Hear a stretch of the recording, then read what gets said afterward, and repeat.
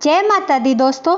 माँ भगवती की कृपा सदा सदा हम सब पर बनी रहे। आज हम दुर्गा सप्तशती का तीसरा अध्याय सुनेंगे। इसमें हम सेनापतियों सहित महिषासुर का वध का प्रसंग सुनेंगे। तो बोलो जय माता दी। शुरू करते हैं सप्तशती का तीसरा अध्याय। महर्षि मेधा ने कहा, महिषासुर की सेना नष्ट होती देखकर उस सेना का सेनापति चिक्षुर क्रोध में भर देवी के साथ युद्ध करने के लिए आगे बढ़ा। वह देवी पर इस प्रकार बाणों की वर्षा करने लगा मानो सुमेरु पर्वत पानी की धार बरसा रहा हो। इस प्रकार देवी ने अपने बाणों से उसके बाणों को काट डाला तथा उसके घोड़ों व सारथी को मार दिया। साथ ही धनुष और उसकी अत्यंत ऊंची ध्वजा को भी काटकर नीचे गिरा दिया।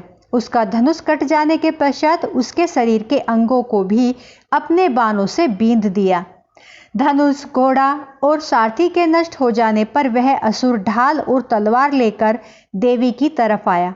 उसने अपनी तीक्ष्ण धार वाली तलवार से देवी के सिंह के मस्तक पर प्रहार किया और बड़े वेग से देवी की बाईं भुजा पर वार किया, किंतु देवी की बाईं भुजा को छूते ही उस दैत्य की तलवार टूटकर दो टुकड़े हो गई। इससे दैत्य ने क्रोध में भरकर शूल हाथ में लिया और उसे भद्रकाली देवी की ओर फेंका। देवी की ओर आता हुआ शूल आकाश से गिरते हुए सूर्य के समान प्रज्वलित हो उठा। उस शूल को अपनी ओर आते हुए देखकर देवी ने भी शूल छोड़ा और महाअसुर के शूल के 100 टुकड़े कर दिए और साथ ही महाअसुर के प्राण भी हर लिए। चिक्षुर के मरने पर देवताओं को दुख देने वाला चामर नामक दैत्य हाथी पर सवार होकर देवी से लड़ने के लिए आया और उसने आने के साथ ही शक्ति से प्रहार किया, किंतु देवी ने अपनी हुंकार से ही उसे तोड़कर पृथ्वी पर डाल दिया। शक्ति को टूटा हुआ देखकर दैत्य ने क्रोध से लाल होकर शूल को चलाया, किंतु देवी ने उसको भी काट दिया। इतने में देवी का सिंह उछलकर हाथी के मस्तक पर सवार हो गया और दैत्य के साथ बहुत ही तीव्र युद्ध करने लगा।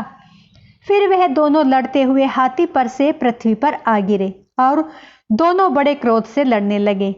फिर सिंह बड़े जोर से आकाश की ओर उछला और जब पृथ्वी की ओर आया तो अपने पंजे से चामर का सिर धड़ से अलग कर दिया। क्रोध से भरी हुई देवी ने शिला और वृक्ष आदि की चोटों से उदर्ग को भी मार दिया। कराल को दांतों, मुक्कों और थप्पड़ों से चूर्ण कर डाला। क्रुद्ध हुई देवी ने गदा के प्रहार से उद्वत दैत्य को मार गिराया। भिंदीपाल से वाशपकल को, बाणों से ताम्र तथा अंधक को मौत के घाट उतार दिया। तीनों नेत्रों वाली परमेश्वरी ने त्रिशूल से उग्रास्य, उग्रवीर्य और महाहनु नामक राक्षसों को मार गिराया। उसने अपनी तलवार से विडाल नामक दैत्य का सिर काट डाला तथा अपने बाणों से दुर्धर और दुर्मुख राक्षस को यमलोक पहुंचा दिया। इस प्रकार जब महिषासुर ने देखा कि देवी ने मेरी सेना को नष्ट कर दिया है, तो वह भैंसे का रूप धारण कर देवी के गणों को दुख देने लगा। उन गणों में कितनों को उसने मुख के प्रहार से, कितनों को खुरों से, कितनों को पूंछ से, कितनों को सींगों से, बहुतों को दौड़ने के वेग से, अनेकों को सिंहनाद से, कितनों को चक्कर देकर और कितनों को श्वास वायु के झोंकों से पृथ्वी पर गिरा दिया। वह दैत्य इस प्रकार गणों की सेना को गिरा देवी के सिंह को मारने के लिए दौड़ा। इस पर देवी को बड़ा गुस्सा आया। उधर दैत्य भी क्रोध में भरकर धरती को खुरों से खोदने लगा और सींगों से पर्वतों को उखाड़ उखाड़ कर धरती पर फेंकने लगा और मुख से शब्द करने लगा। महिषासुर के वेग से चक्कर देने के कारण पृथ्वी क्षुब्ध होकर फटने लगी। उसकी पूंछ से टकराकर समुद्र चारों ओर फैलने लगा।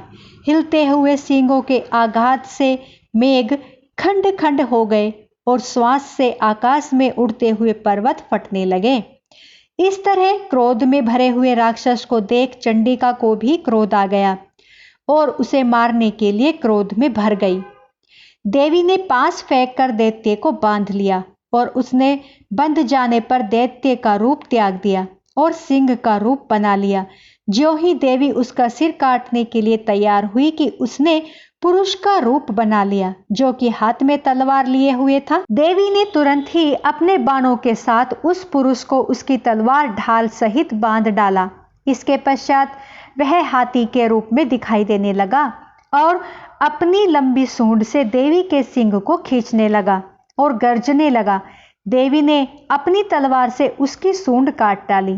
तब राक्षस ने एक बार फिर से भैंसे का रूप धारण कर लिया और पहले की तरह चर अचर जीवों सहित समस्त त्रिलोकी को व्याकुल करने लगा।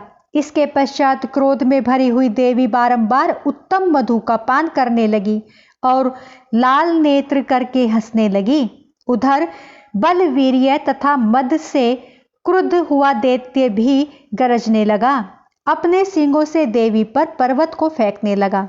देवी ने अपने बाणों से उसके फेंके हुए पर्वत को चूर्ण करती हुई बोली, ओ मूढ़, जब तक मैं मधुपान कर रही हूं तब तू गरज ले और इसके पश्चात मेरे हाथों तेरी मृत्यु हो जाने पर देवता गरजेंगे।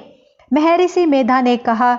यूं कहकर देवी उछलकर उस दैत्य पर जा चढ़ी और उसको अपने पैर से दबाकर सूल से उसके गले पर आघात किया। देवी के पैर से दबने पर भी दैत्य अपने दूसरे रूप से अपने मुख से बाहर आने लगा।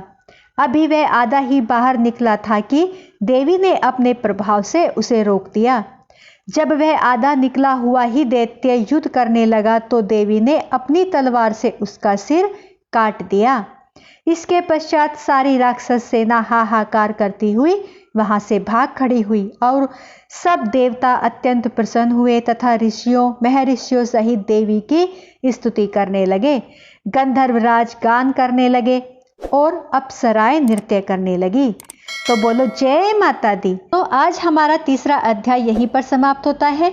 मेरी वीडियो आपको पसंद आई हो तो प्लीज़ दोस्तों लाइक सब्सक्राइब शेयर जरूर करें। कमेंट बॉक्स पर जय माता दी जरूर लिखें।